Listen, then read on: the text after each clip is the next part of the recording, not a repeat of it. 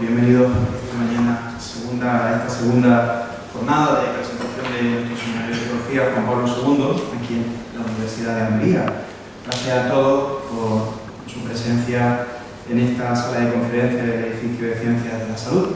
Esta mañana nos acompaña, está aquí en la mesa y dispuesto para dirigirnos a una conferencia, la tercera de esta jornada, don Ángel Galindo García, el profesor don Ángel Galindo García. Él es el rector de la Universidad Pontificia de Salamanca, es sacerdote diocesano de Segovia, fue delegado durante años de enseñanza, algo que me une a él, porque bueno, ahora es una de las responsabilidades que también el Señor me ha encomendado.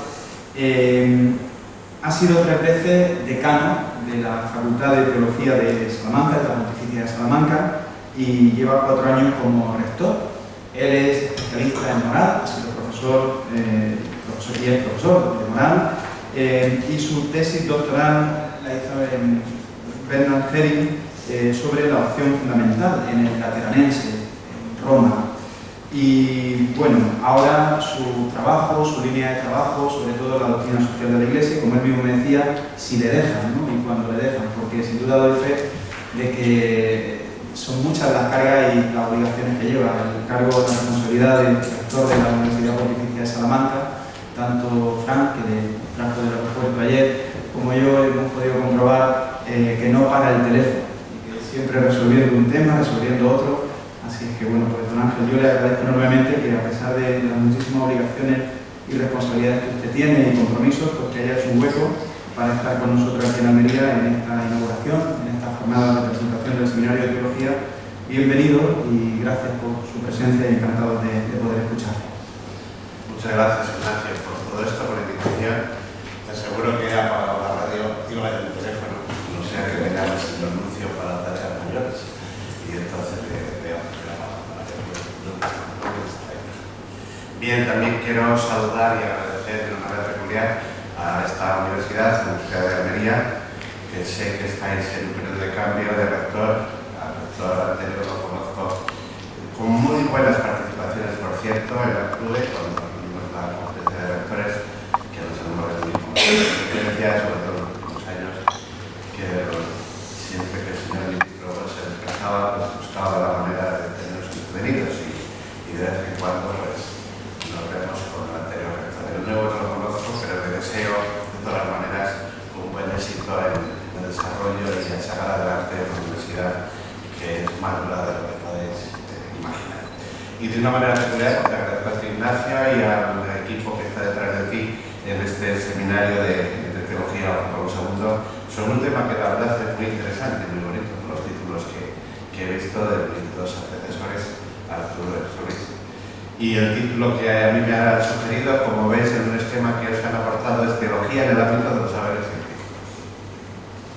Un tema arduo, muy antiguo, nace precisamente en la universidad en ese contexto, y algo de eso me voy a referir en toda la exposición siguiendo el esquema que intento no aburrirles. Bien, como introducción tengo que decirles o recordarles que una parte de la sociedad actual vive inmersa, como sabéis, en una crisis de verdad que la está ahogando, aunque muchas veces sin ser ella consciente, le está ahogando a esta universidad, a esta sociedad, en las aguas, sobre todo, como acostumbra decir Benedicto XVI, del relativismo y de la inseguridad. Y la universidad no solo no es impermeable a esta crisis, sino que también es, a mi juicio, en muy pocas ocasiones promotora de ella, de la crisis. Podemos hablar en este sentido de una crisis de la universidad actual. La cuestión de fondo que enfrenta la teología, por otra parte, hoy, que repercute en universidades católicas, estatales, privadas y privadas. Las privadas, no olviden ustedes que la mayor parte no son católicas. Es un cambio de paradigma de enormes proporciones, a mi modo de ver. La teología, para seguir siendo teología y para seguir siendo católica, ha debido transformarse en una reflexión sobre un cristianismo que no cesa de desarrollar en una sociedad en continuo cambio, que mediatiza los saberes y unos saberes científicos que cada vez están mucho más instrumentalizados tanto por la técnica como por los vaivenes económicos movidos de una ideología o de otra ideología. Es verdad que esto ha sido siempre así, pero su descubrimiento de estos vaivenes, esta influencia de la economía y de la ideología por parte en la universidad y en la teología, se inicia principalmente en el siglo XX. Hasta el siglo XX la teología intentó ser reflexión de la revelación de Dios ocurrida en Cristo, como sabéis, en Palestina, en la tradición judía. Esta reflexión prosperó en un mundo cultural más o menos homogéneo, que llamamos grecolatino, en torno a la cuenca del Mediterráneo y de Europa. Y ese trasfondo, a partir del siglo XX, va cambiando, pero aún hay un rescoldo y hay un remanso de ese horizonte que no podemos olvidar. Esta teología no tuvo capacidad de ver claramente sus límites, a mi modo de ver. Por ejemplo, el Concilio Laterano IV sostiene que no puede afirmarse tanta semejanza entre el Criador y la criatura sin que haya que afirmarse mayor desemejanza. Es decir, la teología siempre ha sido consciente que sus afirmaciones sobre Dios son precarias. En el siglo XX la teología fue reconociendo la historicidad del ser humano y la necesidad de responder a los desafíos pastorales en contextos culturales plurales. La teología ha debido hacer un cambio inmenso en este siglo XX y lo que llamamos el XXI.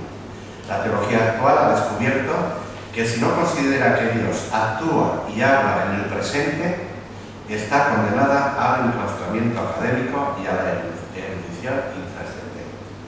Esta situación le impedirá el diálogo con disciplinas científicas, sin la cual la teología, o sin ese diálogo la teología no puede cumplir su obligación de mediar fe y razón, fe y cultura, fe y justicia. Este es el desafío, a mi modo de ver, y el drama de la teología universitaria hoy en día. Si ella no se ejerce en un registro radicalmente histórico, si no se reconoce que la verdad eterna solo se alcanza cuando se la busca la temporalidad y en un diálogo humano con otros saberes, que no puede excluir a nadie, absolutamente a nadie, no habrá interdisciplinaridad alguna en las universidades. Me refiero a las universidades dentro y delante de cualquier ciencia. En otro contexto, la Iglesia necesita una teología universitaria en relación con los otros saberes técnicos. Es una teología que reconoce ante las otras disciplinas la historicidad de la ciencia. Ninguna ciencia es absoluta. Hasta hace pocos años el Big Bang se consideraba el último, hoy ya es relativo.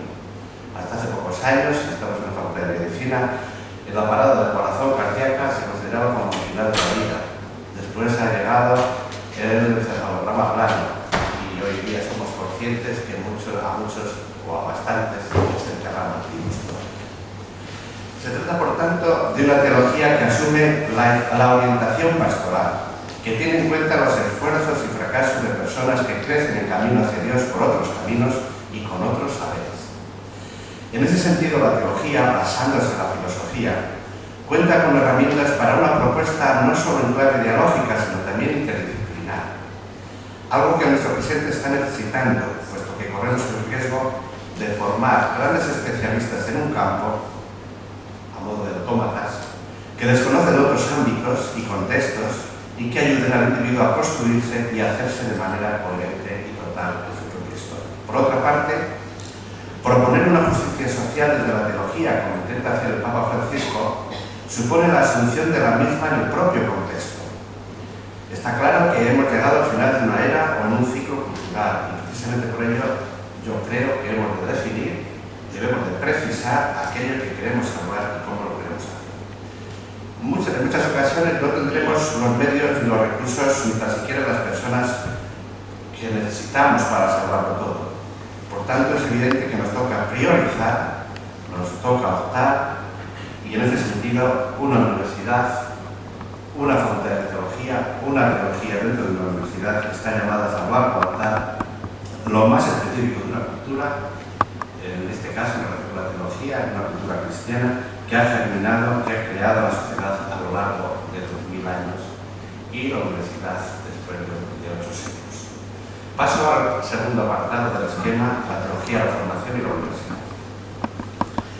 La universidad es uno de los medios de primera magnitud con que la sociedad, no solo ni primero los políticos, cuenta para llevar adelante unos objetivos y unas estrategias que le permitan permitan alcanzar el mayor grado de justicia, de cohesión y de competencia en ese ámbito social. Es verdad que estamos acostumbrados por medio de los medios y de la televisión a pensar que esta sociedad está formada solamente por políticos, pero de hecho no es así. El conocimiento, la universidad y la sociedad caminan juntos. La estructura universitaria ha de aunar formación y conocimiento, de tal manera que debe completarse con una formación a lo largo de la vida que permita no solo mantener el día a día el conocimiento adquirido con la formación inicial, sino también completarla con nuevos proyectos educativos, de fusión de las capacidades personales, de la formación, de la profesión. Ahí están, por ejemplo, los reciclajes, las adaptaciones, los másteres, con los cuales uno se puede enriquecer, o lo que les decía Ignacio al venir, la conexión que podemos tener con el high school o con la escuela media o con los institutos anteriormente, puesto que la educación y la formación deben de ser común. La universidad tiene que, por tanto, que asumir nuevos compromisos ciudadanos, contando con las ciencias humanistas, entre las que se encuentran las eclesiásticas, para hacer posible y sostenible el bienestar del hombre. Enumero algunos compromisos. Primero, los planteamientos ideológicos y economicistas tradicionales de producción de riqueza que se están adaptando a la universidad, sobre todo a través del Plan de Bolonia, parece que no son suficientes para alcanzar el bienestar sostenible. Después me referiré al final, al Plan de Bolonia, a la relación de la tercera Plan de Bolonia, pero estoy convencido que el Plan de Bolonia es un plan evidentemente economicista, productivo, y no orienta ni mira a la globalidad de la persona, pero está ahí. La universidad, segundo, debería buscar actitudes sociales diferentes de aquellas que tuvieron protagonismo en el pasado. Por ejemplo, la universidad debe hacer ofertas de investigación con la ayuda de la teología, del pensamiento, en ámbitos como la lucha contra las pobrezas, las libertades democráticas o la justicia social. La universidad debería relacionar el conocimiento con las profesiones, los empleos, la cooperación entre países, culturas y razas, y no solo la búsqueda de lo productivo. Tercer compromiso, la universidad como institución de largo recorrido ha sufrido muchos inconvenientes porque lo político ha cautivado a muchos de sus miembros y a la institución. A mi juicio está la razón por la cual la ley de Wert no iba adelante. Ha cautivado a muchos en lo político, también económicamente con la financiación y emocionalmente con el atractivo del poder. No hay más que ver el origen del surgimiento de algunos grupos de poder en las pasadas elecciones, que evidentemente nacen en el marco universitario. Con ello, la universidad está perdiendo su capacidad crítica, no solo con la ciencia, sino también con otros comportamientos, valores y pensamientos sociales. Y esto no es ninguna novedad, pues lo político siempre ha procurado tener a su lado el conocimiento, desde épocas ancestrales, desde Aristóteles y antes. No tendría que sorprender a nadie que en estos momentos, cuando el conocimiento está adquiriendo un mayor protagonismo, la situación de control y dependencia de las universidades se acentúe por parte de los poderes. Por eso, yo reivindico una vez más la autonomía universitaria, tanto de las universidades estatales, que de alguna manera se tenían que llamar estatales, ni serlo, de las universidades sin ánimo de lucro y de las privadas. Deberemos percatarnos que la universidad forma parte de la sociedad civil. La sociedad civil no está formada solo por los sindicatos, ni primera ni únicamente. Tanto por sus propios objetivos como por el número de compromiso social que inevitablemente deberá emprender y canalizar en complejidad con los ciudadanos. Sin lugar a dudas que todo esto se podrá llevar a cabo con el auxilio de forma aunada de todos los saberes de toda la universidad, entre los que se encuentra lo más significativo, las ofertas humanísticas y en concreto la teología. La teología, por su carácter antropológico, puede ser, yo creo que esencialmente es, la fuerza que nos puede ayudar a superar la fragmentación de saberes creada en las últimas décadas, a superar la politización de la universidad y la ideologización economicista junto a la realidad endogámica que tiene la universidad. En un decreto de ayer del gobierno, que hoy en la prensa que acabo de leer, uno de los decretos de referencia al intento de control de la situación endogámica por la que pasan las universidades. Bien, paso al número 3, la identidad de la universidad y algunos reduccionistas. En este caso me voy a fijar, lo voy a a inspirar en alguna propuesta que hace Benedicto XVI. Voy a hacer alusión al origen de la universidad, como evidentemente es humanista y cristiana, y algunos riesgos que tiene o peligros que tiene la universidad hoy. En cuanto al origen cristiano de la universidad y la búsqueda de la verdad, preguntarse por la identidad de una realidad, en nuestro caso de la universidad, implica preguntarse por su naturaleza y su fin, en último término, por su razón de ser. Para Benedicto XVI, esta no es otra que el hecho de que el hombre quiere conocer, quiere encontrar la verdad. El origen de la universidad del siglo XII, de los estudia general. Aquí reside la auténtica razón de ser de la universidad. Es una institución vinculada a la verdad. Dicho vínculo, hemos de precisar, no es de dominio sobre la verdad, sino de servicio a ella. Se trata, por tanto, de la diaconía de la verdad. Y en esto consiste precisamente para Benedicto XVI la naturaleza de la universidad. Y en efecto, el Papa Emérito recuerda que la universidad fue creada hace más de 8 siglos dentro de e impulsada por el cristianismo. La universidad, San Pablo Bernardel, es un producto de la misión confiada a la razón por el acto cristiano de la fe. Concretamente, su origen remoto se encuentra en el monaquismo occidental de la Alta Edad Media, cuyo espíritu profundo estaba regido y sostenido por el puere deum, non un deum ascolitus, sino el deum revelatus. La universidad que hereda y participa desde su mismo origen de este puere deum constituirá un lugar privilegiado y específico para la búsqueda de la verdad, de toda la verdad del ser humano. Y esto significa que será también, y de alguna manera me atrevo a decir, de forma inseparable, una institución al servicio del hombre. El horizonte son palabras de Benedicto que anima el trabajo universitario, puede y debe ser la pasión auténtica por el hombre. Se entiende así que cuando surgieron las primeras universidades, en el 12, estas contasen, entre otras, con una facultad de teología, ocupando además el puesto principal, y otra de filosofía, pues ambas, porque el ámbito de los cánones era un ámbito bastante más general y también ocupaba un lugar especial. Ambas, conservando cada una su propia identidad, su propia metodología, tenían y siguen teniendo encomendadas tanto la búsqueda de la verdad del hombre y del mundo en su totalidad, como la misión de mantener despierta la sensibilidad del hombre por la verdad última de todo lo real. Por tanto, de todo lo físico, lo real mucho más amplio que lo físico. Y lo físico entra, por supuesto, en las ciencias técnicas, pero lo real es bastante más amplio. La filosofía y la teología busca el sentido o la sensibilidad del hombre por la búsqueda última de todo lo real, la verdad última de todo lo real. Esto es, la noble tarea de que éste no desista ni claudique en su búsqueda auténtica y verdadera. La universalidad, por tanto, de la razón estaba así abierta a la universalidad, me atrevo a decir, de Dios. Pero en este andamiaje, en este recorrido, van surgiendo algunos peligros, paso al 3.2 del esquema, y voy a enumerar también con la ayuda de Benedicto XVI algunos peligros que amenazan la identidad de la universidad. No solo la universidad, no se refiere ni me refiero a la Universidad Católica, sino a la universidad en general. Han transcurrido más de 8 siglos desde la fundación de las primeras universidades. ¿Cuál es, en líneas generales, la situación actual de estos?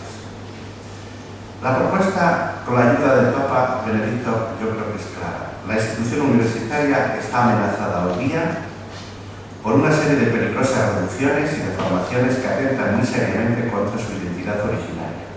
Y que si no estamos abiertas a ellas, podemos hacer desaparecer la universidad, convertirlas en una agencia de las grandes empresas económicas. Entre estas se encuentra la mentalidad relativista y utilitarista, el imperio del positivismo y del tecnocientificismo, la excesiva fragmentaridad, la falta de comunicación interfacultativa y finalmente la pérdida de su libertad y de su vocación social. Si os fijáis, hay poca interrelación entre las facultades de las universidades. No sé qué interrelación habrá en esta universidad, pero hay poca interrelación. Es posible, estaba la biblioteca delante por ahí, es posible que la biblioteca de cada universidad pueda conseguir eso, con la ayuda de la interrelación de todas las universidades. Es una de las instituciones que puede ayudarnos más a la superación, me refiero a las bibliotecas, la superación de la fragmentación de saberes. Tales deformaciones son consecuencia de un triple reduccionismo que nosotros podemos calificar aquí como epistemológico, metafísico y científico. Tres ámbitos del reduccionismo del mundo, los cuales a su vez provocan una reducción antropológica. Esta serie de reduccionismo brota de una misma y única raíz, de modo de ver: la progresiva eliminación de Dios de la vida del hombre y de la sociedad, y por extensión también de la universidad. Estos reduccionismos, sobre todo visto de la filosofía, es que desde el ámbito filosófico podemos afirmar que vivimos en un periodo histórico que el Papa va a calificar como el de la autoeliminación moderna de la razón. Y una causa principal de esta autoeliminación de la razón o autoexclusamiento, enclaustramiento de la razón, la podemos encontrar en la visión positivista de la naturaleza y de la razón, la absolutización de la razón o incluso la absolutización de la misma naturaleza, comprendida además de modo absoluto y exclusivista, lo que algunos han dicho la sustitución de la antropología por el naturalismo.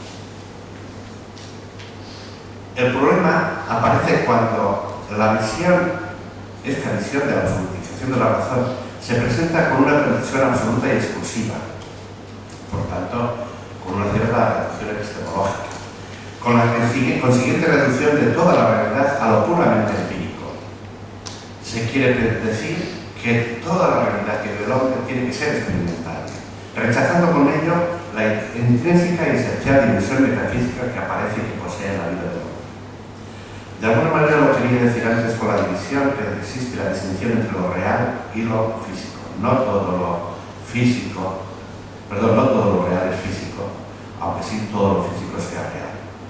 A partir de este criterio de racionalidad y de realidad, solo se considera científico el tipo de certeza que deriva de la sinergia entre matemática y método empírico. Lo que no encaje dentro de este criterio positivista y empírico es considerado como no científico. Y por eso la teología se la considera como no científica. Aquello que no es verificable o falsable no entra en el ámbito de la razón en sentido estricto. De este modo se termina cayendo en una reducción del ámbito de la ciencia o aquello que se llama científico.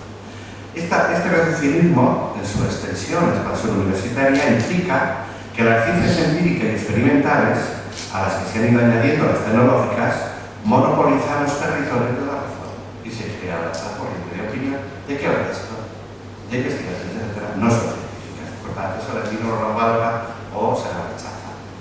En la práctica está claro, no se da la misma subvención desde Bruselas, desde Madrid o desde la autonomía correspondiente a una investigación en el ámbito de la matemática que una investigación en el ámbito social o en el ámbito de la tecnología.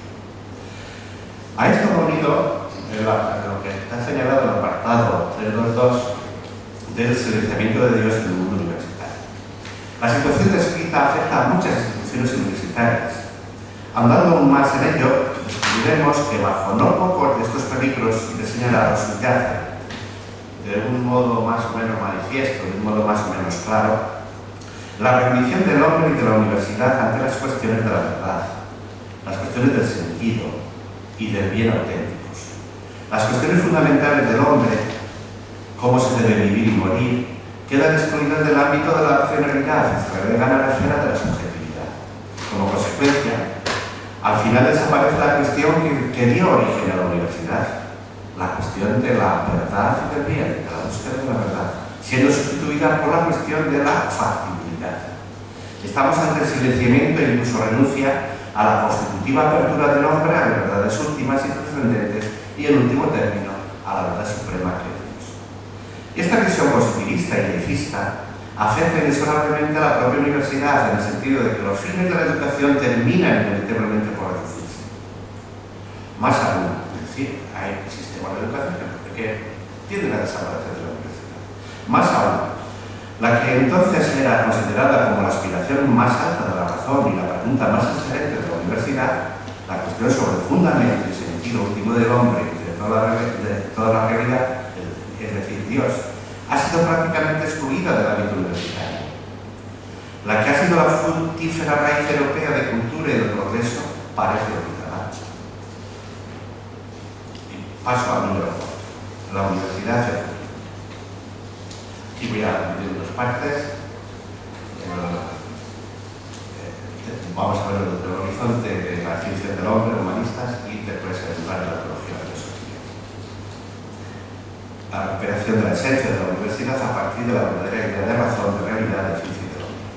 En definitiva, la razón positivista y científica, cegada por la ilusa grandeza de su saber y de su poder, ha enterrado la cuestión de Dios.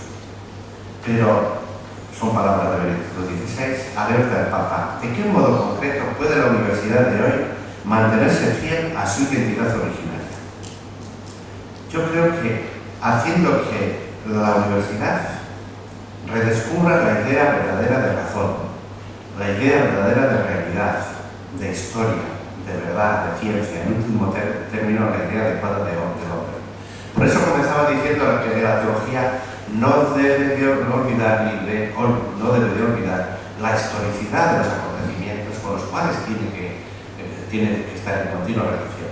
La teología no puede quedar en un análisis trascendente, no puede quedar reducida a las elucubraciones que aparecen en el paraíso. Tiene que tener en cuenta la historia concreta. Se trata, por tanto, de combatir aquellos reduccionismos enumerados anteriormente. Y para ello debemos de promover en primer lugar o hacer una invitación a redescubrir la verdadera idea de razón. En primer lugar, hay que considerar necesario que se realice el ensanchamiento de nuestra comprensión de racionalidad. La racionalidad va mucho más allá de lo que llamamos puramente ciencia. Esta idea es clave, si no la clave de nuestra reflexión. Solo una razón ensanchada es una razón abierta a la cuestión de la verdad y a los grandes valores escritos en el ser humano, y por consiguiente también abierta a lo trascendente. De no hacerlo así, de no ensanchar la razón y la búsqueda de la verdad, es el mismo hombre quien terminaría profundamente herido y además esclavo de la técnica y esclavo de la ciencia. El hombre mismo sufriría una reducción, pues los interrogantes propiamente humanos, es decir, de dónde viene y a dónde va, los interrogantes de la religión y de la ética, no pueden encontrar lugar en el espacio de la razón común descrita por la ciencia, entendida de este modo, y tienen que desplazarse al ámbito de lo subjetivo. Entonces, cada uno de su conciencia, cada uno que opine lo que quiera. En gran medida es el trágico final al que abocó la modernidad con su pretensión de construir un regnum hominis separado de su necesario fundamento ontológico. Desde esta perspectiva, el estudio y la investigación universitaria poseen una fuerza intrínseca de ampliación de los horizontes de la inteligencia humana. Y esto desde cualquier ciencia, la medicina, las ciencias técnicas, etc. Que además permitirá a los alumnos afinar su espíritu crítico, disipará la ignorancia, pues es ignorancia de todo, disipará los prejuicios que podemos tener respecto a una ciencia, a una facultad a otra, una ciencia a otra, y les ayudará a los alumnos a romper los hechizos creados por ideologías antiguas o ideologías nuevas. Bajo tales condiciones, la universidad constituye, a mi modo de ver, una ventaja para la formación global de la persona humana, que es una de las propuestas que tiene la teología y que tiene también el cristianismo. Sobre todo en el sentido de que permite realizar una auténtica maduración humana, científica y espiritual. De ahí la importancia que daba al principio a la relación formación y conocimiento, adquisición de conocimientos. La universidad no es solo un lugar para adquirir conocimientos, sino también de formación. Porque llegará el día, ya está ahí, en el que los conocimientos los vamos a adquirir por internet y nos va a faltar el horizonte de la formación, o lo vamos a adquirir en otros lugares, o en el mismo internet, o en el pueblo, en la casa o en el barrio. La realidad, por tanto, es tremendamente rica, presenta distintas dimensiones y modos de manifestación, incapaces de ser abarcados por una mera razón cientificista. Por tanto, frente a la escasez de la racionalidad cientificista, la amplitud, el ensanchamiento de la racionalidad, que tiene que conocer diversos métodos según la índole del objeto, es importante para ensanchar los conocimientos y la formación del individuo. Y en este contexto, la teología, palabra de Dios sobre los hechos reales, puede ayudar a la integración de saberes. Lo inmaterial no puede ser abordado con métodos que corresponden a lo material. Lo inmaterial no puede ser abordado solo ni exclusivamente con métodos que corresponden a lo material. Necesita de otros métodos. Para ello, la universidad ha de ser impulsora de un nuevo humanismo. Todo lo que hemos dicho anteriormente podemos englobarlo dentro de la propuesta antropológica de trabajar por un auténtico humanismo, el cual que únicamente puede alcanzarse, como toda auténtica reforma, y estamos en un periodo de cambio, de gran cambio universitario y cultural, solo puede alcanzarse a partir de una renovación espiritual y moral, es decir, partiendo de las conciencias.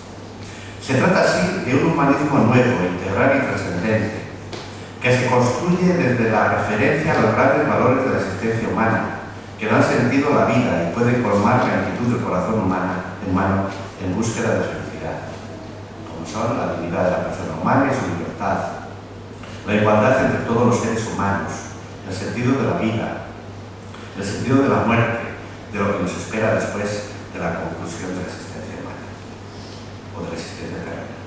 No estamos, por tanto, ante la propuesta de ningún humanismo utópico, ya ha habido demasiados humanismos utópicos, sino sencillamente ante un sentido realista de la vida abierto a una dimensión trascendente. Por tanto, yo creo que en esta propuesta humanista de la nueva era de las universidades, con la ayuda de la teología y de las ciencias humanistas, no debemos entender esta centralidad de la persona en términos individualistas.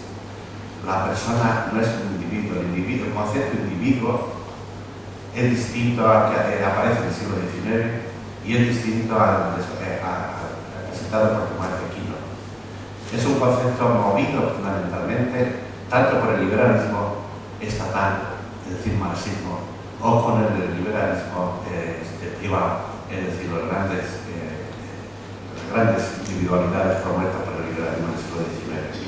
La doctrina social de la Iglesia vendrá en ayuda para superar esa concepción individualista del siglo XIX. No debemos entender, por tanto, la centralidad de la persona en términos individualistas, en términos personalistas. No es lo mismo el individuo que la persona. La división individual del hombre es inseparable de su dimensión social y de su dimensión comunitaria. Y la universidad debe vivir del sano equilibrio entre ambos. Lo que llamamos la persona en su dimensión individual, comunitaria y en su dimensión social. Posee, por tanto, por su propia naturaleza, un horizonte tendencialmente universal. Y esto significa, por un lado, que abre el vínculo inseparable entre la investigación y la reflexión de cada uno de los alumnos y docentes y a la participación en la confrontación abierta con los demás, porque el ser humano es un ser social. Y por otro lado, dado que en virtud de los estudios universitarios es posible una verdadera maduración de la persona humana, aquella debe llevar a su vez, la universidad debe llevar a elevar la calidad del nivel formativo de la sociedad, no solo en el plano de la investigación científica, entendida en sentido estricto, o en sentido relacional como servicio a las empresas, sino también, de forma más general, ofreciendo a los jóvenes la posibilidad de madurar intelectual, moral y civilmente, confrontándose, eso sí, con los grandes interrogantes que interpelan la conciencia del hombre contemporáneo, desde el ámbito de la globalización, el ámbito de la transmisión y comunicación de las personas, etc. Para llevar a cabo esta propuesta humanística, en tercer lugar, es importante considerar la constitutiva autonomía y libertad de la universidad. Para realizar este noble y a la vez exigente cometido, las universidades deben de ser autónomas y libres. Y me refiero fundamentalmente a la libertad de enseñanza, la libertad de investigación y en general la libertad de la institución universitaria. Por tanto, no pueden estar sometidas a los caprichos de autoridades de ningún tipo, ni de los políticos de fuera, ni tampoco de los de dentro.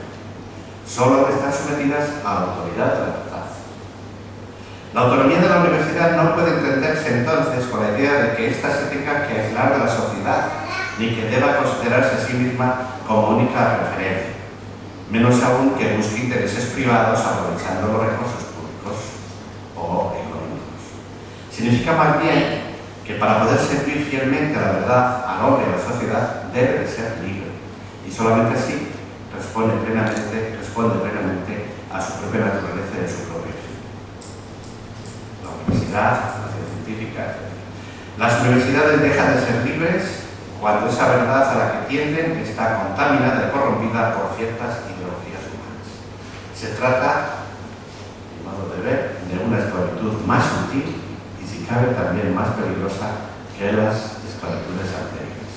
En todo caso, una y otras ideologías, cada cual a su modo, pretenden erigirse como auténticos criterios de las universidades, paradójicamente negando la gran tradición formativa abierta o trascendente que ha existido en los últimos siglos y que está precisamente en el origen de las universidades, al menos de las de Occidente. De ahí la insistencia también en algunas ocasiones del Papa Emérito en que las universidades no deben de renunciar a su propuesta originaria de libertad y a su legítima autonomía. Paso al número 4.2, cuando vaya siendo la hora de disciplinar. ¿Se cansan ustedes de ir haciendo la lectura? Veo que hasta la niña que está diciendo.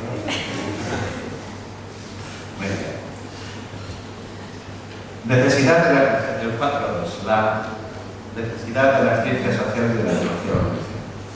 Una cuestión, yo creo que podemos incluirla por lo dicho ya hasta ahora, es que la humanidad en general, y por ello también si cabe de un modo particular la universidad, necesita hacerse preguntas. Ahí donde ya no se hacen preguntas, incluso las referidas a lo esencial, que va más allá de toda especialización, ya no recibimos ni siquiera respuestas. Si no se hace la pregunta sobre la tecnología, no vamos a recibir respuestas. No se trata solo, por tanto, de aquellas preguntas propias de las especificidades, de las ofertas universitarias específicas, por tanto legítimas o necesarias para el ámbito de la universidad. No hay ciencia si no se intenta responder a una pregunta, sino de hacerse preguntas fundamentales que nos conciernen a todos. Y la pregunta fundamental es antropológica, que es el hombre, de dónde viene, a dónde va, cómo debe de ir. Porque si no respondemos a esta pregunta vamos a ser manipulados por las otras ciencias.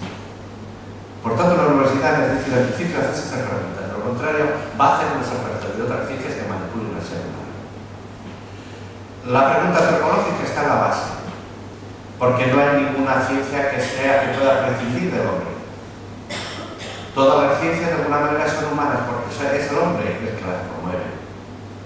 Podríamos decir que cualquier ciencia es una fotografía de lo que quiere el ser humano, o de lo que no quiere si está manipulado. Esta cuestión debe correr por las venas de toda universidad, y es aquí donde de un modo singular entran las ciencias del hombre, entra la teología. Y es así como podemos decir ya cómo se plasma más concretamente la invitación que nos hacía antes a través de Benedicto XVI para trabajar desde el ámbito que es propio por un humanismo nuevo. Desde esta pregunta antropológica va a nacer la cuestión teológica. También lo decía al principio, la teología necesita de la filosofía, necesita de la antropología. Como todos ustedes saben, la narración bíblica comienza, la narración del Génesis, con una antropología más que una teología. Las propuestas griegas son propuestas teológicas, hablan de los dioses, de sus matrimonios, de sus cosas. Empieza con la teología. La Biblia, fundamento del cristianismo, comienza con la antropología, que es el hombre que da la respuesta, pues sí, de Dios, pero comienza con una antropología.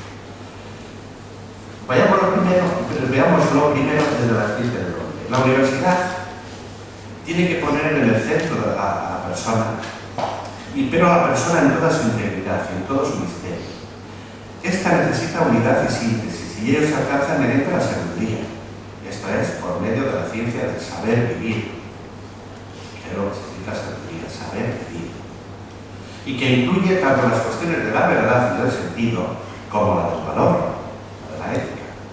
Y esto no lo puede cumplir la universidad si las diversas disciplinas que se ejercen en ella se encierran en sí mismas y rechazan todo diálogo con la antropología o con otras ciencias.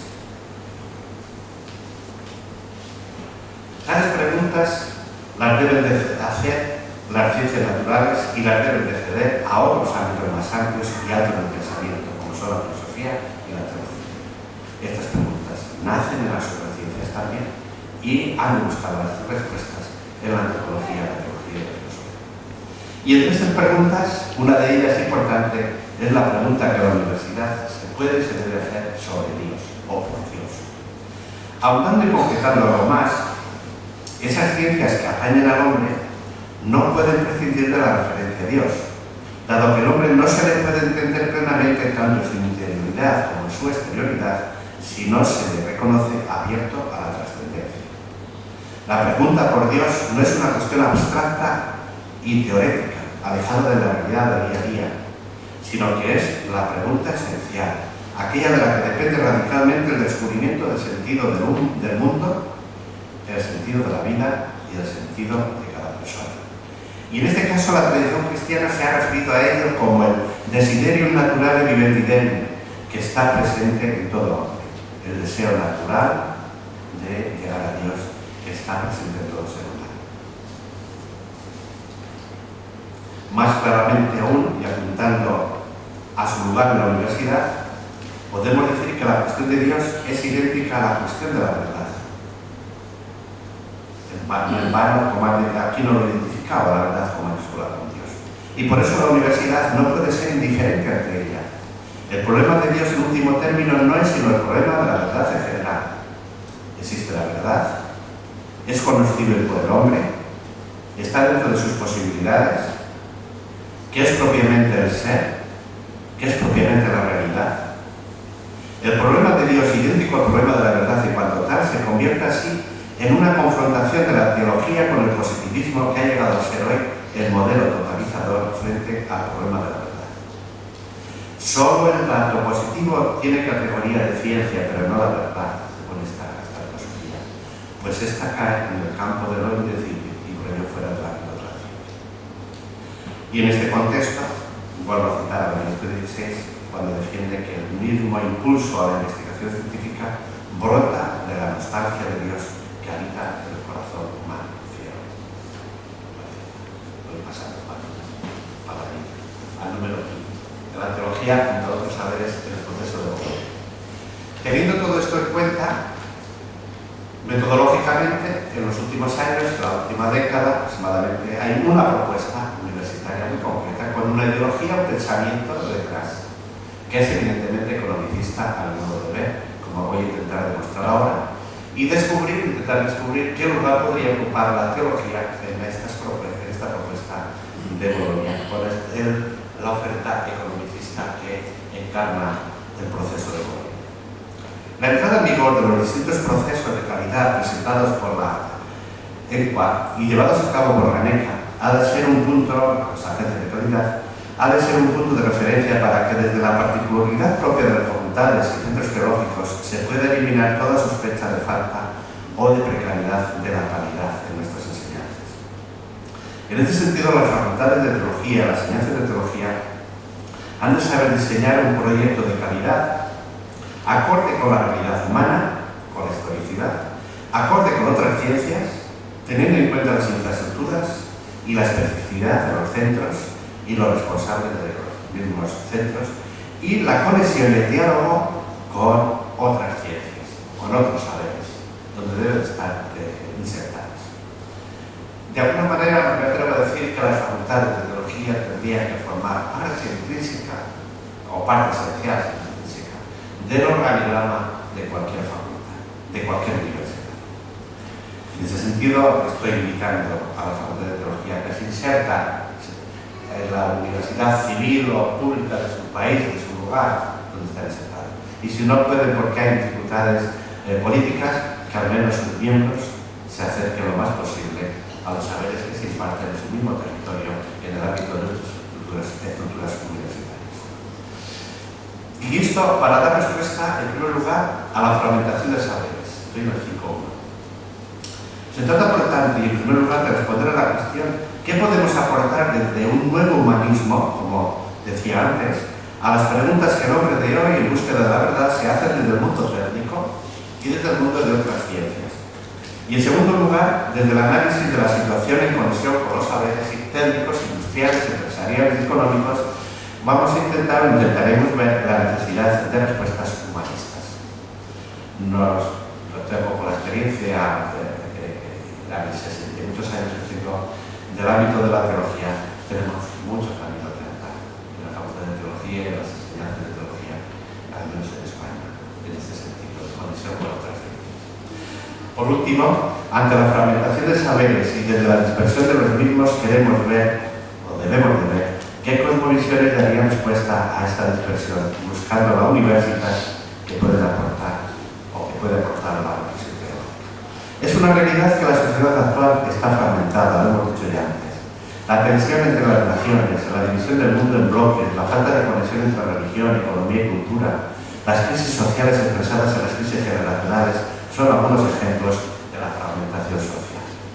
Y desde la fragmentación social podemos entender que las ciencias universitarias y los diversos saberes sufren el mismo mal de la fragmentación. La especialización técnica ha potenciado esta separación de un saber y otro, de un oficio de otro y de una profesión y otro.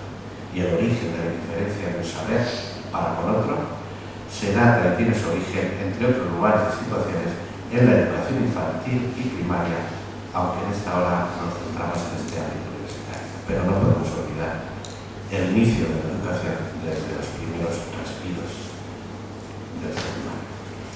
Y así se entiende perfectamente el lugar que las humanidades tienen en toda esta reforma, o que pueden tener en esta reforma, salvo que se las considere como un adorno en las carreras técnicas. Y en este contexto el estudiante corre el riesgo de ser considerado como un cliente potencial o como un consumidor de la educación. Desde un afán progresista, parece que hay prisa en realizar la reforma universitaria, la de Bolonia. Habría que preguntarse por qué razón existe esta exigencia, porque al preguntarnos, y sería otra cuestión a reflexionar de una manera más amplia, seguramente que encontraremos que hay un intento político europeo y por otra parte un intento economicista. Por ello creo, número 353, debemos de ir a favor o apostar a favor de una universidad autónoma y humanista. Hasta ahora, según la Magna Carta Universitatum, las universidades europeas se basaban para transmitir y potenciar en la sociedad más humana en los siguientes principios. Voy a enumerar algunos y ver cómo vamos a necesitar de la teología ante estos principios. La universidad, primer principio, en el seno de las sociedades organizadas de forma diversa, debido a las condiciones geográficas y a la influencia de la historia, hay una mucha pluralidad en Europa para organizar una universidad aquí o allá. De hecho, tenéis que España es de los pocos, el único país que tiene 4+1, y en toda Europa existe el 3+2. La semana pasada estuve en Maynard con las universidades católicas europeas, que tenemos una asociación, y las dificultades que encontramos para el Erasmus y para la comunicación de diversos niveles por parte de los españoles es muy grande. Bien, pues en el seno de estas universidades organizadas hay que tener en cuenta que hay una pluralidad de condiciones geográficas. En ese contexto hay que caer en la cuenta que la universidad es una institución autónoma que de manera crítica produce y transmite la cultura por medio de la investigación y de la enseñanza y de la formación. Abrirse a las necesidades del mundo contemporáneo exige disponer para su esfuerzo docente e investigador de una independencia moral y científica frente a cualquier poder político, económico e ideológico. Primer principio de la Carta Magna Universitaria. El segundo principio, en las universidades la actividad docente es indisoluble de la actividad investigadora, a fin de que la enseñanza sea igualmente capaz de seguir tanto la evolución de las necesidades y de las exigencias de la sociedad como de los conocimientos científicos. De hecho, lo vais viendo como desde muy pronto cada alumno va exigiendo el perfil, el horizonte donde va a investigar o donde quiere encontrar una profesión. Y cuando va terminando el grado, enseguida piensa o bien buscar un trabajo porque necesita para comer o porque no quiere continuar en su posgrado, o bien va orientando su grado a través del trabajo de grado, lo va orientando hacia un máster. Es decir, investigación científica y formación docente tienen que tener un marco. Después, en la práctica, como nosotros en práctica, tiene su arte y al mismo tiempo sus dificultades.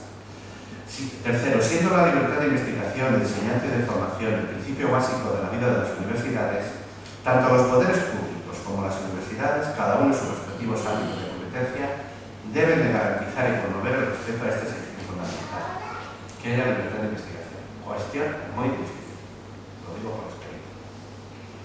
Siempre dependemos de lo económico. Hay profesores que quieren investigar, pero si no hay pasta, pues te tienes que orientar hacia otra investigación que a lo mejor es la tuya. Con el rechazo de la intolerancia y mediante el diálogo permanente, la universidad es un lugar de encuentro privilegiado entre profesores que disponen de una capacidad de transmitir saber, disponen de los medios para desarrollarlo, de la investigación, de la innovación, de su historia, de su aprendizaje continuo. Un diálogo de profesores y estudiantes que tienen los estudiantes el derecho, la voluntad y la capacidad de enriquecerse con ello. Y el cuarto principio de la Carta de Magna de las Universidades: la universidad depositaria de la tradición del humanismo europeo, pero con la constante preocupación de alcanzar el saber universal, a veces se ignora toda frontera geográfica y política para asumir su misión y afirma la imperiosa necesidad del conocimiento recíproco y de la interacción en otras culturas. La universidad, como principio y derecho, está abierto a la universalidad. Y teniendo en cuenta esto, y acercándonos al espíritu del proceso de Bolonia, visto desde el horizonte teológico, creo que, aunque por otras razones haya que entrar en dicho itinerario, en el itinerario de Bolonia, este proceso, voy a hacer una oferta crítica, discutible, este proceso no trata de mejorar la universidad ni de modernizarla para que pueda cumplir más satisfactoriamente las metas que ha animado a lo largo de la historia, sino que tiene otros fines, y entre ellos abandona esa dimensión de sentido a la que me refería antes.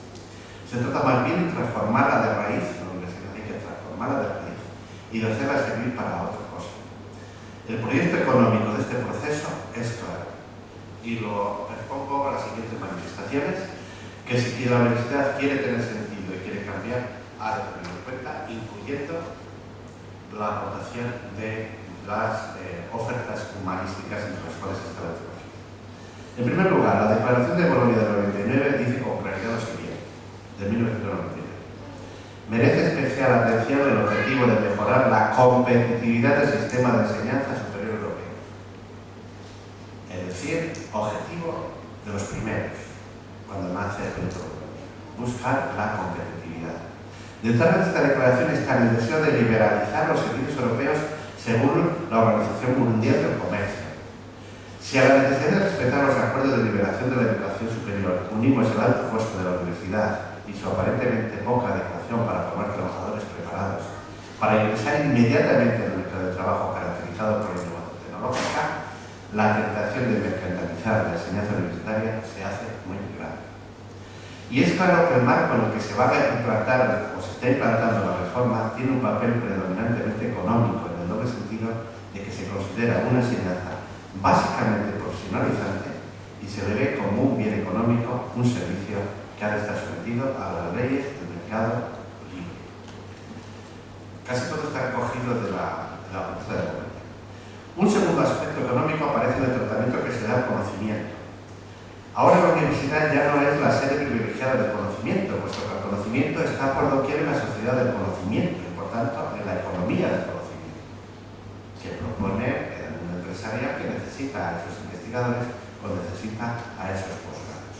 Por eso, la tendencia dominante de los reformadores universitarios se sitúa en el proyecto TUNI, que pretende marcar las directrices de la reforma de la Universidad Europea para ponerla a tono con las exigencias derivadas de la sociedad económicamente globalizada, sin palabras de ella, altamente competitiva y en acelerado ritmo de cambio.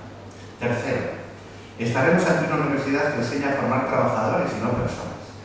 La formación permanente, como un derecho de la persona a enriquecerse intelectualmente, se considera como un deber del empleado de estar al día. Y todo esto se ve en la propuesta literalmente de Bolonia. Cuarto, que es la propuesta de Bolonia, adopción de un sistema de títulos fácilmente comprensibles y comparables, está escrito en la letra por medio, entre otras medidas, del suplemento europeo al título, a fin de promover la empleabilidad de los ciudadanos europeos y la competitividad del sistema de enseñanza superior a la escuela internacional. Se supedita, por tanto, al mercado internacional del trabajo. quinto son 7. La adopción de un sistema basado esencialmente en 2 ciclos principales. El título concedido al término del primer ciclo corresponderá a su nivel de cualificación apropiado para acceder al mercado de trabajo europeo. ¿Vale? Incluso se llega a decir que probablemente sea suficiente con 3 años si se piensa que la finalidad es preparar al estudiante para el mercado. Sexto, propuesta a punto de un sistema de créditos, entre comillas, como medio apropiado para promover una mayor movilidad entre los estudiantes. Estos créditos también podrían obtenerse fuera del sistema de enseñanza superior, por ejemplo, en el marco del aprendizaje permanente en una empresa. Esta formación permanente puede ser dirigida por las mismas empresas. Es decir, que puede adquirirse dentro de una empresa donde se trabaja o de instituciones empleadoras. Os digo que productivamente esto no sea conveniente. Lo que estoy diciendo y reafirmando que falta algo. Para ello, el número de horas del estudiante se ajusta al mercado y horario laboral de 8 horas. El crédito tiene 25 horas, esto es divide a 24 horas. La forma en cómo trabaja el alumno dentro de la universidad está medido según el horario laboral y teniendo en cuenta el horario del mercado. Y por último, promoción de la movilidad mediante la eliminación de los obstáculos al ejercicio efectivo del derecho a la libre circulación, que no debe olvidarse que la movilidad estudiantil y del profesorado es sobre todo económica y de los estudiantes evidentemente económica. Conclusión. Después discutimos y vamos a empezar. Conclusión. Una universidad es fiel a su vocación originaria, la promoción integral del hombre y de la sociedad, en la medida en que es fiel a su identidad, a la búsqueda sincera, constante e interdisciplinar de la verdad plena. Siguiendo el argumento que he utilizado en el principio. Hoy en día, frente a las ideologías reduccionistas de diversa índole que la amenazan, la universidad, fiel a su auténtica identidad y vocación, debe mantener la doble tarea de dar respuesta no solo a las demandas profesionales de la sociedad del momento, sino también y sobre todo al deseo profundo y perenne de verdad que anhela en todo hombre. Un deseo que no se limita a las realidades temporales, sino que apunta a una verdad y sentido último de todo lo real, es decir, a Dios, al Zeus Logos. Y esta fue la razón de ser que dio origen a la universidad hace ya más de 8 siglos. A conservar y a fomentar este espíritu es algo que os invito en esta mañana con estas palabras. Muchas gracias.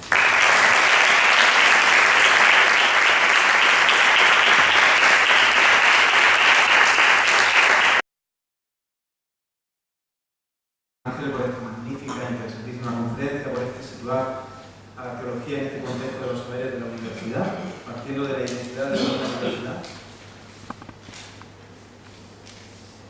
Y sobre todo, bueno, también, por toda la exposición, pero este quinto punto y este análisis del plan de Bolonia siempre quizá nos entretenemos las cuestiones técnicas, ¿no? Es decir, esto cómo se hace, esto cómo se lleva, esto cómo se aplica. Pero claro, este análisis del fondo y del planteamiento de raíz de este nuevo sistema es muy interesante y se nota su formación y se nota su origen en la teología moral y en la doctrina social de la Iglesia. Pues muchísimas gracias, muy interesante esta conferencia, muchísimas gracias, don Ángel. Abro el turno de palabra para los asistentes, para que quien quiera pues, pueda intervenir, pueda preguntar y como siempre digo, y pido por favor que seamos lo más concisos, lo más breves posible. Enhorabuena, don Ángel, por su la referencia, que están todas las respuestas que se pueden solicitar para preguntar por qué no hay una facultad de teología en la Universidad de Italia. Le pregunto, ¿qué puede hacer la sociedad civil, qué puede hacer la Iglesia para que efectivamente tengamos una facultad de teología aquí en la Universidad de Italia? Bueno, pues nada, esta sería la raíz o la razón. Normalmente, porque sabemos que los países anglosajones y protestantes lo han integrado en principio, quizá precisamente porque el protestantismo tiene una dimensión social y nace con esa dimensión más impulsada de la sociedad. Y en los países latinos siempre ha estado separada de alguna manera del Estado. Ha habido bastantes esfuerzos por hacerlo, pero el problema surge principalmente a partir del siglo XIX,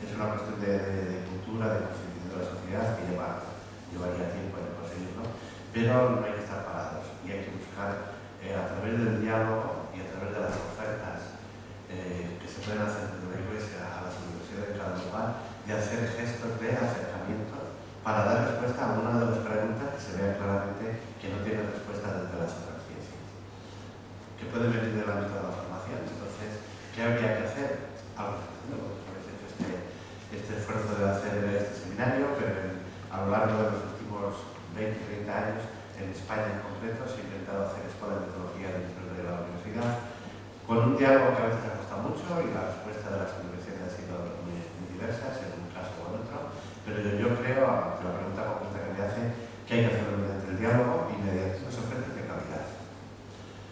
A partir de ahí, entonces, hay que estructurar y ver qué es lo que se quiere y cómo podemos responder a la identidad concreta de la universidad donde nos quedamos insertados. Puesto que el ámbito de lo identitario en cada universidad, también regido por sus estatutos, su forma de actuar, también hay que tenerlo en cuenta y a veces es difícil que incluso a veces necesitaría un cambio estatutario.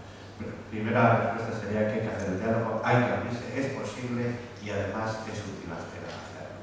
Y favorece no solamente a la Iglesia que lo puede ofrecer, favorece a la universidad y sobre todo favorece a la sociedad, porque se crea lo que podemos llamar una integración no solamente de saberes sino social. Y lo que sí que es verdad es que desde un ámbito u otro tenemos que pregonar que la universidad tiene que ser autónoma, es decir, que no tenemos que depender de los políticos, de ningún modo la sociedad. La universidad es una entidad social, yo estoy plenamente convencido de eso y he luchado en estos 4 años para no hacer un disgusto de los políticos, incluso a veces carencia de ellos. Hay pues también a nivel de la Santa Sede, de la Congregación, es decir, también hay otro nivel de adaptación para estas cosas. Pero una pregunta, sí.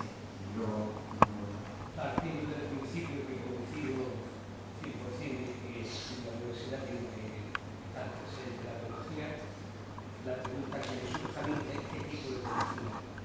Voy a explicar. Las respuestas ante la presencia de Dios son distintas.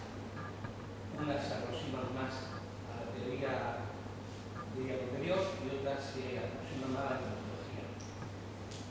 Partiendo de los años 70, donde había una confrontación libre y amplia de opiniones teológicas que después se han visto muy reducidas y muy enfocadas en una dimensión con un camino. Lo mismo que estamos hablando de autonomía de la universidad, podemos hablar de la autonomía de los teólogos y de la teología en la universidad, o quién define el enfoque que hay que dar a la teología de la universidad. Bien, el problema que se plantea es el cómo interrelacionar diferentes carismas y diferentes formas de ver una misma realidad o de enfrentarse a una misma realidad, tanto en el ámbito de la teología como en el ámbito de las ciencias, que también existe una pluralidad de formas de acercarse a la búsqueda de la verdad. Bien, yo creo que el camino más acertado, precario pero más acertado, es el de partir de la antropología. Si queremos dialogar con cualquier otra religión del ámbito cristiano y partimos de lo puramente teológico, no vamos a llegar a ninguna cosa. Si yo como teólogo cristiano quiero dialogar con un teólogo musulmán y lo situamos en el ámbito teológico, difícilmente llegaremos a ninguna cosa. Pero sí podemos partir de la antropología y del ámbito antropológico. Es mucho más concreto y ahí podemos encontrar puntos de acuerdo. Y además esos puntos de acuerdo pueden hacer que se supere una teología tradicional, de un esquema tradicional que todavía existe, de otros esquemas mucho más históricos, teniendo en cuenta la historicidad del hombre. No lo llamo, no quiero utilizar lo de progresismo porque es una palabra engañosa, pero la teología más histórica, más termina mucho más en la realidad, que no parte del sueño del paraíso de los dioses, sino que parte de la realidad de los seres humanos.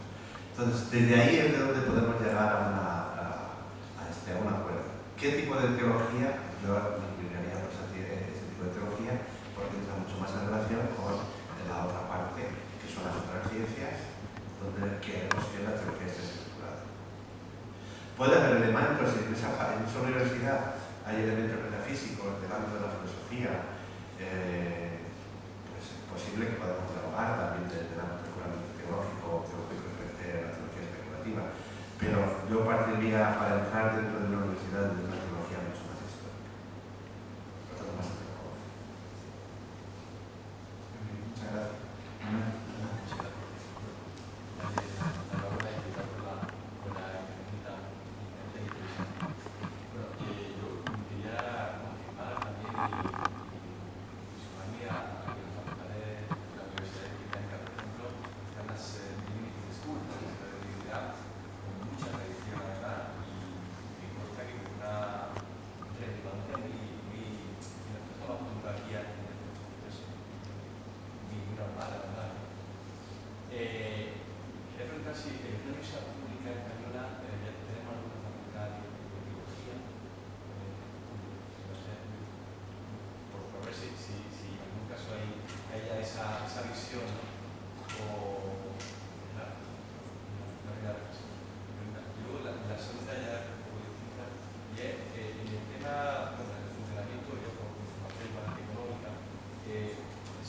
Se argumenta o se considera muchas veces que al final el funcionamiento del mercado, digamos puro en cuanto a oferta y demanda, al final siempre resulta para algunos más justo, para algunos más justo, ¿no? Pero también es verdad que a veces hay grupos de interés que tienen una especial fuerza y que desvirtúa esa posibilidad de mi pregunta es cómo se contempla la intervención digamos legislativa o legal, que es la que de alguna forma intenta, se supone en teoría, intenta marcar los límites, ¿no? Para que no haya de alguna forma abuso, ¿no? En definitiva.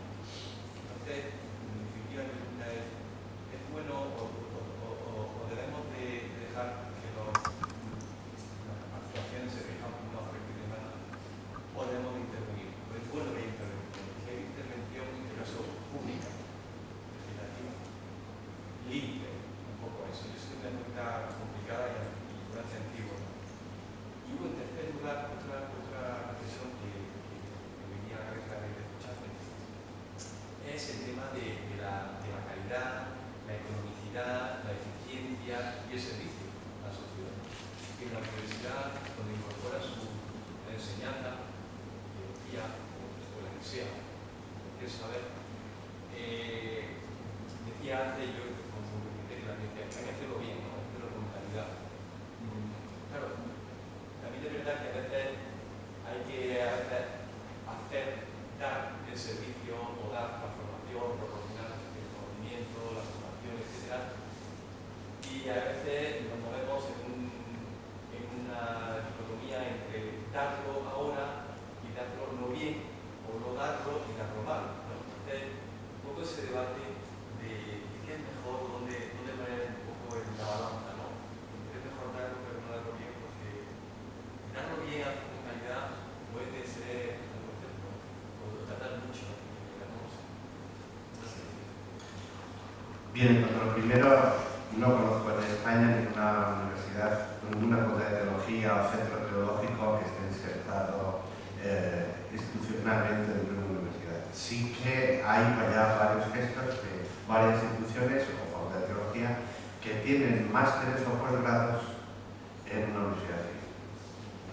Es decir, que una facultad de teología crea un máster, por ejemplo, en peregrinaciones, Santiago de Compostela, y entonces ese máster no solamente se da, sino que tiene una validez civil en la Universidad de la Coruña, la Universidad de Santiago. El máster es de ciencia religiosa, lo que es el posgrado, los 2 años últimos de ciencias religiosas, se convierte en un máster y ese máster le tiene amadrinado, patrocinado una universidad civil. No es reconocido por la Congregación de Educación Católica, pero ese centro tiene capacidad suficiente para hacer un control. Pero en el ámbito de los grados no conozco, no sé si podemos decir en España. En cuanto a la segunda cuestión, el mercado de ciclismo es bueno, a modo de ver. Es decir, es lo de San Pablo de una parte en común de los carismas de cada uno. 3 personas cantan aquí, uno canta mejor y otro peor, pero hay una calidad y entonces se ofrece gusto, al interés, al aplauso del auditorio. Y uno se la pone más que otro, es el mercado.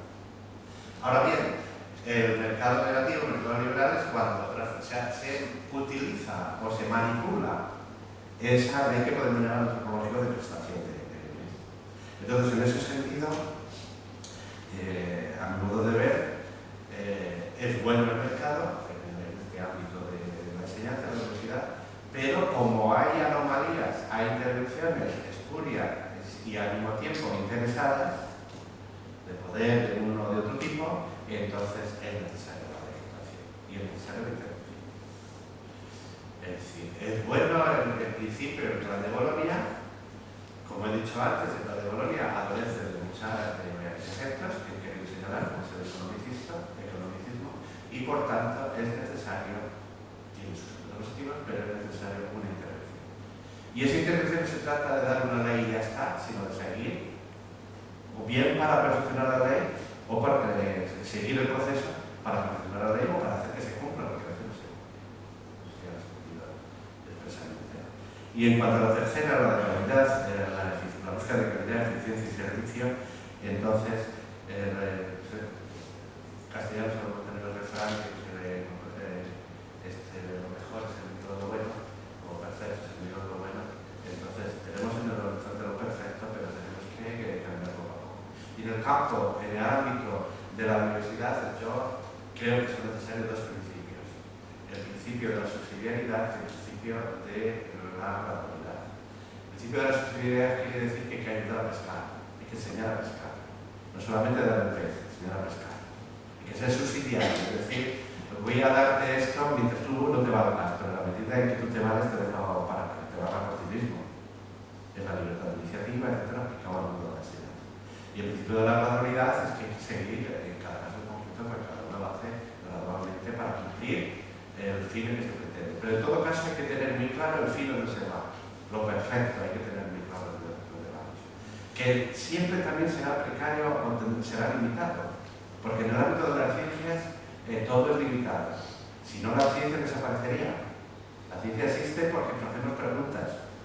Las preguntas pueden responder a una necesidad del hombre o pueden responder al deseo de saber del hombre. Pero en todo caso, la ciencia responde a unas preguntas. Por tanto, eso es que no saber que el ser humano tiene sus límites. Los dos principios serían necesarios para buscar la calidad, la eficiencia que tú propones, poder servirme. Y la posibilidad importante de que el ser humano es al mismo tiempo pecador y gracioso.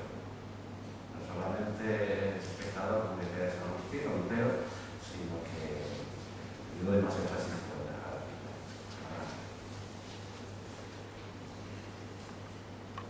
Bueno, ¿alguna pregunta más? ¿Alguna intervención más para aclarar algo? ¿Sí? Adelante.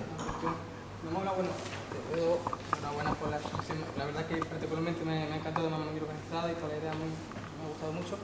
Quería hacer una preguntilla. Cuando consideramos la Universidad Autónoma, para mí la verdad que tiene un fundamento muy importante porque, claro, fomenta, ¿no?, que las personas de todo intenten buscar la verdad, como se ha dicho, ¿no?, y potenciar eso, que la persona vaya buscando algo más allá, que el horizonte no esté tampoco en esa búsqueda de trabajo que ahora mismo es como lo fundamental. Uno se encuentra vacío de espíritu durante ese camino, buscando ese límite, ese horizonte que luego te va a dejar vacío. Entonces, aquí posiblemente podríamos encontrar dos perspectivas al final, ¿no? Que vamos a encontrar una universidad que va a invertir el tiempo de su alumnado, el tiempo del profesorado, en la búsqueda del saber, en la búsqueda de la verdad en sí, y que realmente te llena de saber que, bueno, estás conociendo algo más.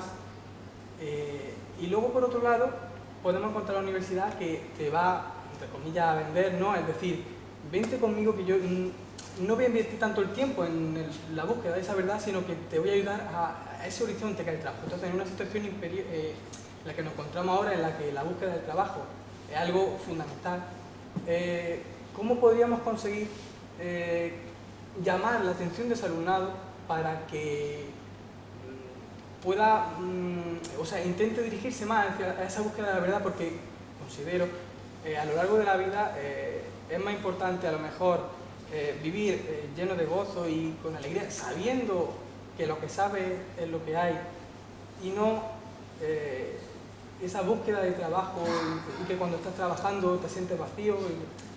Trabajas porque tienes que trabajar, pero realmente no lo disfrutas, no terminas viviendo. Entonces, y aquí me acuerdo de Mateo 7 cuando dice, cuidado de los falsos profetas, es decir, que vendrán vestidos vienen vestidos de oveja. Entonces, supongo que tenemos que tener cuidado ante esas personas que te ponen el camino fácil, pero luego cuando has llegado al final del sendero dices, bueno, ¿y ahora qué? Te cuentas con un desfiladero.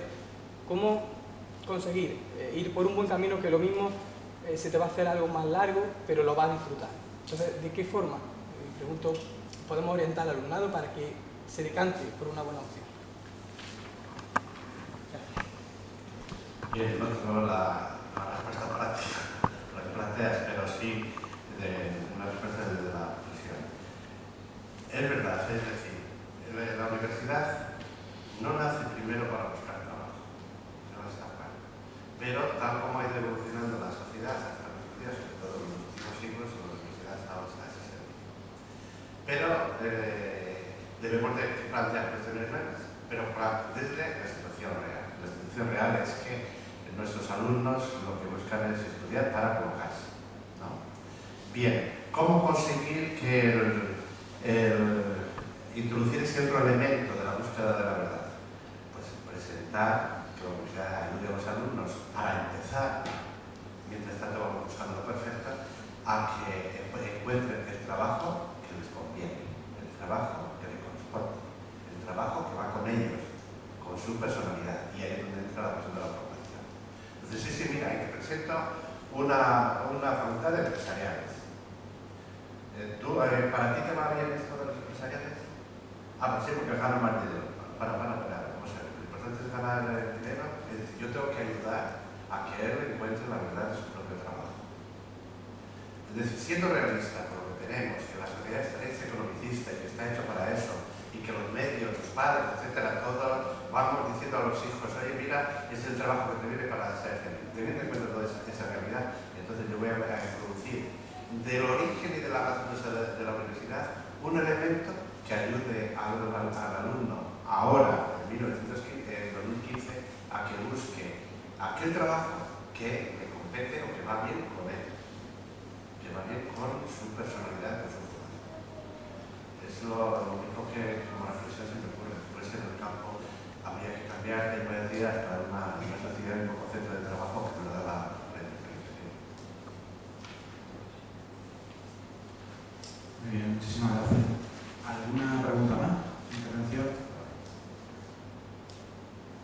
No. Bueno, pues entonces agradecemos al profesor Galindo su conferencia interesantísima y también su respuesta a las distintas preguntas y cuestiones que le hemos ido planteando.